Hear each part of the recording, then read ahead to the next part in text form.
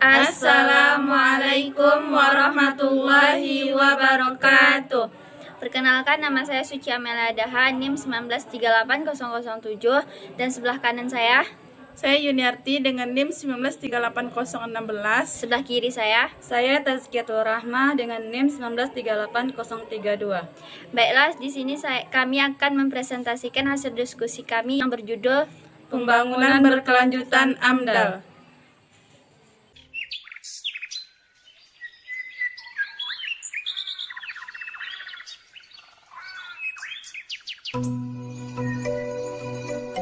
Ini adalah negeri kami, Indonesia.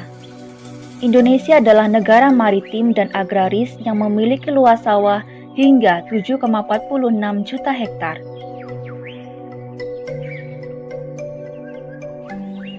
Luas hutan hingga 125,9 juta hektar dan berbagai macam pulau yang tersebar dari Sabang hingga Merauke.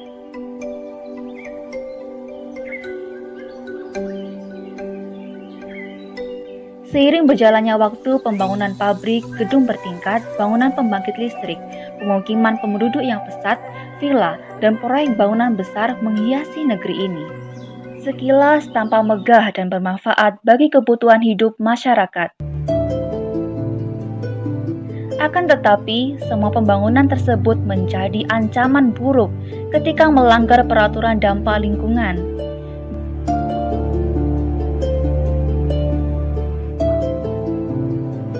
Galian bekas tambang batu bara, proyek infrastruktur yang menghabiskan populasi sawah dan hutan Indonesia menjadi korban dari pelanggaran peraturan dampak lingkungan. Bukankah saat ini kita justru lebih membutuhkan pasokan pangan dari lahan sawah dibanding puluhan bangunan besar? Bukankah saat ini kita membutuhkan sumber air yang bersih tanpa adanya campuran dari bekas galian tambang? Lingkungan butuh dilestarikan, teman. Flora fauna bumi ini perlu dijaga. Proyek bangunan besar perlu memenuhi persyaratan peraturan AMDAL. Apa definisi AMDAL? Berikut penjelasannya. Baiklah, saya akan menjelaskan tentang definisi AMDAL. AMDAL adalah singkatan dari analisis mengenai dampak lingkungan, yang merupakan suatu dokumen kajian studi kelayakan untuk memastikan dampak lingkungan dari suatu tahapan pengembangan proyek sebagai bahan pertimbangan untuk pembuat keputusan dalam penerbitan suatu izin usaha. Selanjutnya ada jenis dokumen AMDAL. Yang pertama, adanya karakteristik analisis dampak lingkungan hidup atau KANDAL, yaitu dokumen tentang ruang lingkup serta kajian-kajian AMDAL meliputi dampak-dampak penting yang akan dikaji dan batas studi AMDAL, kedalaman studi dan metodologi yang akan digunakan untuk mengkaji dampak tersebut. Menentukan ruang lingkup dan kedalaman kajian berasal dari kesepakatan antara penyelenggara proyek dan Komisi Penilaian AMDAL melalui proses pelingkupan. Contoh isi dari KANDAL yaitu tata ruang, izin prinsip lokasi, peta-peta terkait, dan lain-lain. Selain itu, harus ada sosialisasi dengan masyarakat sekitar berupa pengumuman. Yang kedua yaitu analisis mengenai dampak lingkungan hidup atau ANDAL, yaitu dokumen yang berisi analisis secara cermat terhadap dampak penting dari suatu rencana proyek. Dampak penting yang telah diidentifikasi dalam KANDAL dianalisis lebih cermat dengan menggunakan metodologi yang telah disepakat dengan tujuan untuk mengetahui besaran dampak. Selanjutnya, dilakukan tentang penting dampak dengan cara membandingkan besaran dampak terhadap dampak penting yang ditetapkan dari pihak manapun. Tahap berikutnya yaitu evaluasi terhadap keterkaitan antara dampak yang satu dengan dampak yang lainnya.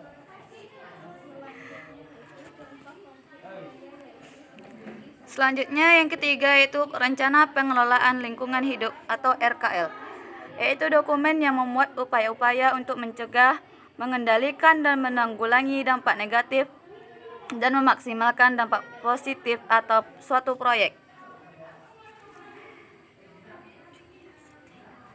Yang keempat yaitu Rencana Pemantauan Lingkungan Hidup atau RPL, yaitu dokumen yang memuat upaya pemantauan untuk melihat perubahan lingkungan yang disebabkan oleh dampak-dampak dari rencana proyek.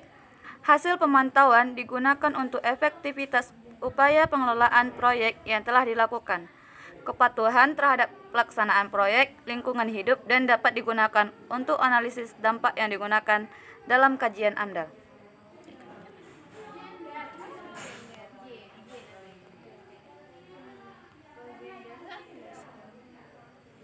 Peranan dalam pembangunan. Salah satu cara mengelola sumber daya alam dan lingkungannya dalam pembangunan yaitu melalui AMDAL, atau dapat dikatakan AMDAL dapat membantu pelaksanaan pembangunan dengan pendekatan lingkungan, sehingga dampak-dampak negatif yang ditimbulkan dapat diminimasi atau dihilangkan dengan mencarikan teknik penyelesaian dampaknya. Dampak pembangunan tanpa AMDAL. Pembangunan suatu proyek tanpa menggunakan analisis mengenai dampak lingkungan AMDAL tentu sangat merugikan banyak masyarakat di sekitar areal. Misalnya mengalami banjir saat hujan, kelangkaan air sumur, bising akibat proyek konstruksi karena letak atau lokasi proyek berada di tengah permukiman.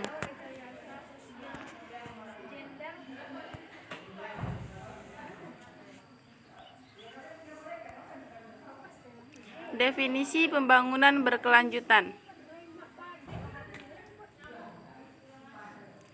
Pembangunan berkelanjutan adalah proses pembangunan lahan, kota, bisnis, masyarakat yang berprinsip memenuhi kebutuhan sekarang tanpa mengorbankan pemenuhan kebutuhan generasi masa depan.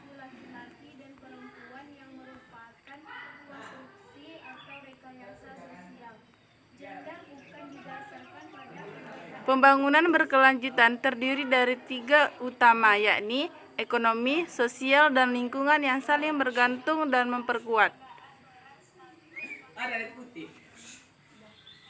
Ketiga aspek tersebut tidak bisa dipisahkan satu sama lain karena ketiganya menimbulkan hubungan sebab akibat.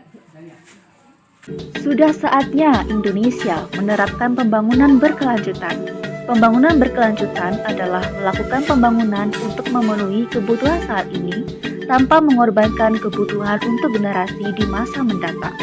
Dengan menitik beratkan pada daya dukung lingkungan, pencapaian keadilan sosial, berkelanjutan ekonomi, dan lingkungan.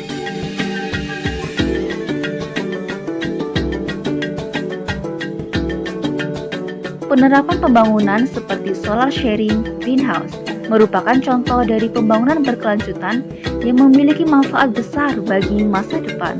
Jadi, bagaimana kawan? Mari mulai menjadi diri yang bermanfaat bagi masa kini hingga masa depan. Salam lestari.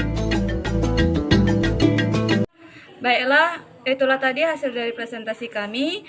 Lebih dan kurangnya kami mohon maaf. Wassalamualaikum warahmatullahi wabarakatuh.